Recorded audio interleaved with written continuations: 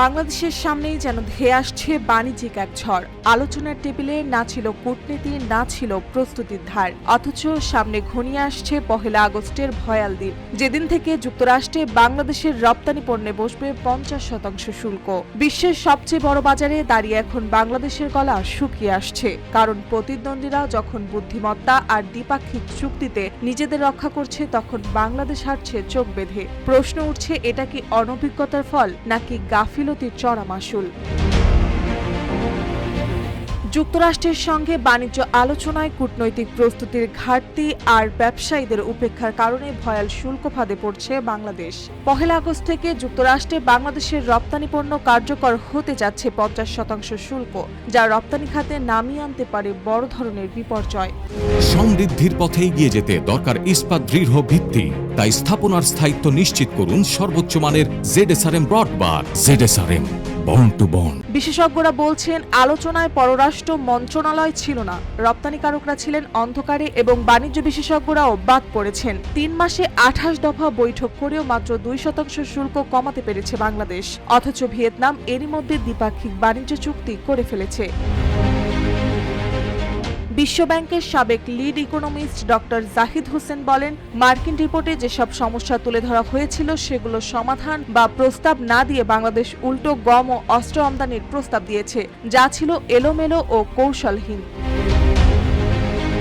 এদিকে বিজিএমইএ ও বিকেএমইএ বলছে, আলোচনায় অংশ নিতে না পারায় তারা সরকারের অবস্থানই জানেন না। শুল্ক কার্যকর হলে রপ্তানি খাতে অসুস্থ প্রতিযোগিতা শুরু হবে, ক্ষতিগ্রস্ত হবে ছোট কারখানা এবং লাখো শ্রমিক পড়বে ঝুঁকিতে।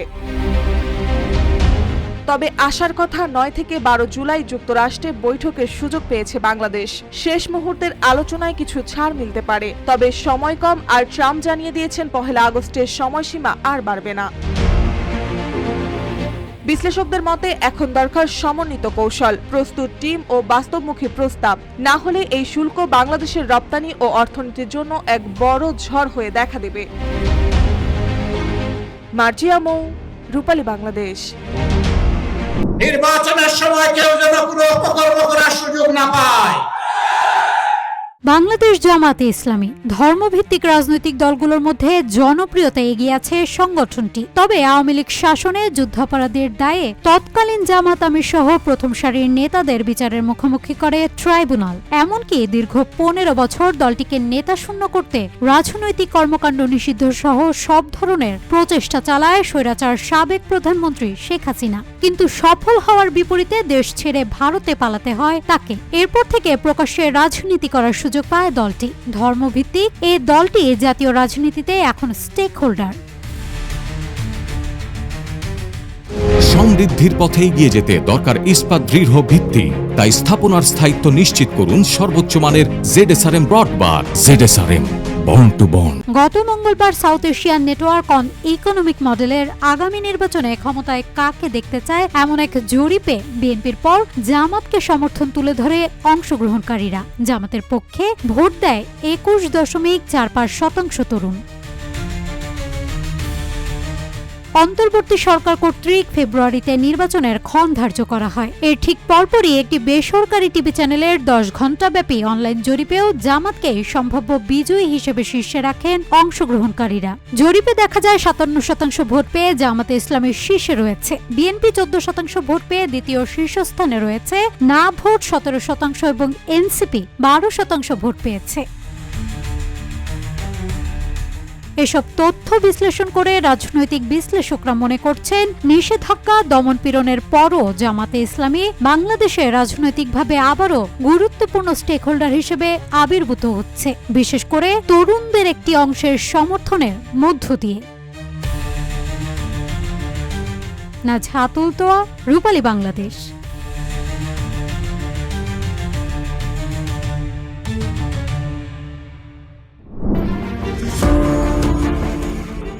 আমি দোষ স্বীকার করছি। আমার ইচ্ছাকৃতভাবে এই মামলার সঙ্গে সম্পর্কিত আমার জ্ঞাত সকল পরিস্থিতি সম্পর্কে সত্য ও সম্পূর্ণ তথ্য স্বেচ্ছায় প্রদান করতে প্রস্তুত।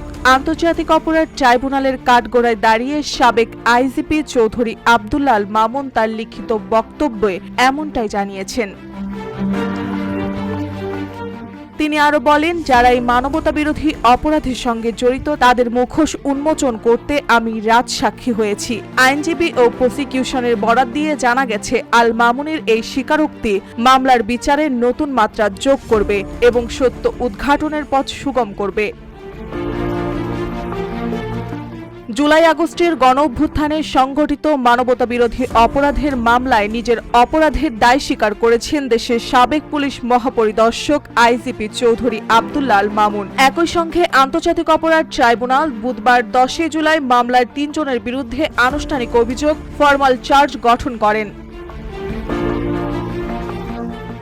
সমৃদ্ধির পথে এগিয়ে যেতে দরকার ইস্পাত দৃঢ় ভিত্তি, তাই স্থাপনার স্থায়িত্ব নিশ্চিত করুন সর্বোচ্চ মানের ZSRM ব্রডবার। ZSRM bond to bond. আদালতের বিচারিক প্যানেল, যাকে নেতৃত্ব দিয়েছেন ট্রাইব্যুনালের 1-এর চেয়ারম্যান সভাপতি মোহাম্মদ গোলাম মর্তুজা মজুমদার, তার সঙ্গে রয়েছেন বিচারপতি মোহাম্মদ শফিউল আলম মাহমুদ ও বিচারক মোহাম্মদ মহিতুল হক এনাম চৌধুরী। ফরমাল চার্জ গঠনের মধ্য দিয়ে মামলার আনুষ্ঠানিক বিচার কার্যক্রম শুরু হলো, যেখানে আসামি হিসেবে রয়েছেন বর্তমান প্রধানমন্ত্রী শেখ হাসিনা, সাবেক স্বরাষ্ট্রমন্ত্রী আসাদুজ্জামান খান কামাল এবং সাবেক আইজিপি আল মামুন। তবে প্রধান আসামি শেখ হাসিনা ও আসাদুজ্জামান খান বর্তমানে পলাতক রয়েছেন। আদালত আগামী 3 ও 4 আগস্ট দিন নির্ধারণ করেছে রাষ্ট্রপক্ষের সূচনা বক্তব্য এবং সাক্ষ্য গ্রহণের জন্য। মামলার এই পর্যায় থেকে সত্য উদ্ঘাটনের আশা আরও প্রবল হয়ে উঠেছে। আইজিপি আল মামুনের স্বীকারোক্তি এবং মুখোশ উন্মোচনের প্রতিশ্রুতি এ মামলার বিচারকে যে মাত্রা দেবে তা দেশের রাজনৈতিক ও সামাজিক ইতিহাসে গুরুত্বপূর্ণ হয়ে থাকবে বলে মনে করছেন বিশ্লেষকরা। গণঅভ্যুত্থানের অন্ধকার অধ্যায়ের অন্তিম সত্য উদ্ঘাটনের পথে আজ নতুন ধাপ, যেখানে আইন রায়ের মাধ্যমে দোষীদের শাস্তি এবং ন্যায় প্রতিষ্ঠার প্রত্যাশা জেগে উঠেছে জাতির হৃদয়ে। মার্জিয়া মৌ, রূপালী বাংলাদেশ। বর্তমানে রপ্তানির বাজারে চীন যুক্তরাষ্ট্র অবস্থান এখন মুখোমুখি। বিশ্বের সবচেয়ে বড় রপ্তানিকারক দেশ চীন হলেও যুক্তরাষ্ট্রের দুয়ার বন্ধ হচ্ছে সময়ের সাথে সাথে। কিন্তু কেন এমন বিপর্যয়? কেন বন্ধ হচ্ছে যুক্তরাষ্ট্রের দুয়ার? এমন প্রশ্নের উত্তর মিলেছে শুল্ক নীতিতে ট্রাম্পের কড়া বার্তায়। মে মাসে চীনের পোশাক রপ্তানি নেমে এসেছে $556 মিলিয়ন, যা 22 বছরের মধ্যে সর্বনিম্ন। ট্রাম্প প্রশাসনের কড়া শুল্ক নীতি তাদের বাজারটাই উল্টে দিয়েছে। আর এই পতনের প্রতিধ্বনি শোনা যাচ্ছে ঢাকার শিল্পাঞ্চলে। বেইজিং ছেড়ে ঢাকার শিল্পে ভরসা করতে যাচ্ছে যুক্তরাষ্ট্র। তৈরি হচ্ছে রপ্তানিতে সম্ভাবনার নতুন দুয়ার।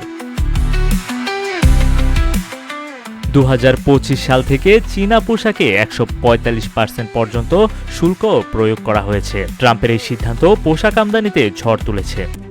RICL TMX, যুগের পর যুগ স্থাপনা থাকে মজবুত।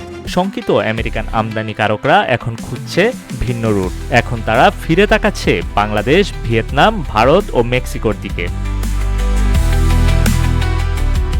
আন্তর্জাতিক অডিট সংস্থা QIMA জানায় 2025-এর দ্বিতীয় প্রান্তিকে চীনে মার্কিন সোর্সিং কমেছে 25%, আর দক্ষিণ পূর্ব এশিয়ায় বেড়েছে 29%। বিশেষজ্ঞদের মতে বাংলাদেশ ও ভিয়েতনাম এখন মার্কিন বাজারের নতুন ফ্যাশন হাব। কম খরচ, দক্ষ শ্রম, উন্নত মান আর দ্রুত ডেলিভারির কারণে বাংলাদেশ এখন রিটেইলারদের চোখের মণি। মেক্সিকো রপ্তানিতে 12% বাড়লেও বাংলাদেশ নিঃশব্দে প্রস্তুতি নিচ্ছে আরও বড় লাভের। বিশ্লেষকরা বলছেন, এই ট্রেন্ড বদলালে আগামী 1 বছরে বাংলাদেশ হতে পারে যুক্তরাষ্ট্রের পোশাক আমদানির প্রথম নাম। চীনের উপর ভরসা হারিয়ে যুক্তরাষ্ট্র এখন খুঁজছে এশিয়ার নতুন মিত্র। এই ভূরাজনৈতিক সমীকরণে বাংলাদেশ যেন এক ঘুমন্ত শক্তি, যার ঘুম ভাঙছে ট্রাম্পের শুল্কে। চীনের বাজার যখন ধ্বংসের মুখে, তখন এটি বাংলাদেশের সামনে দাঁড়িয়ে বিশাল একটি সুযোগ। এই সুযোগ শুধু পোশাক রপ্তানির নয়, এটি অর্থনৈতিক নেতৃত্ব ও কৌশলগত বন্ধুত্বের ক্ষেত্রও। বাংলাদেশ কি এবার মঞ্চে উঠবে, নাকি আবারও কৌশলের খেলা অন্যরাই জিতে নেবে, সেটি এখন দেখার বিষয়। নিউজ ডেস্ক, রূপালী বাংলাদেশ।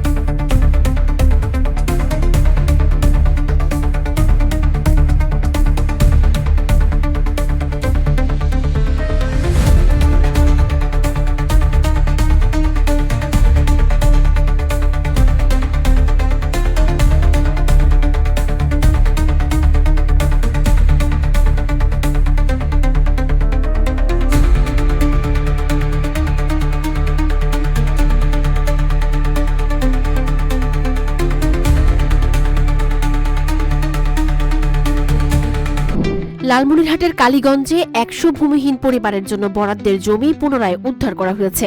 বৃহস্পতিবার উপজেলা নির্বাহী কর্মকর্তা জাকিয়া সুলতানা সরেজমিনে উপস্থিত থেকে 6.5 একর জমি উদ্ধার করেন।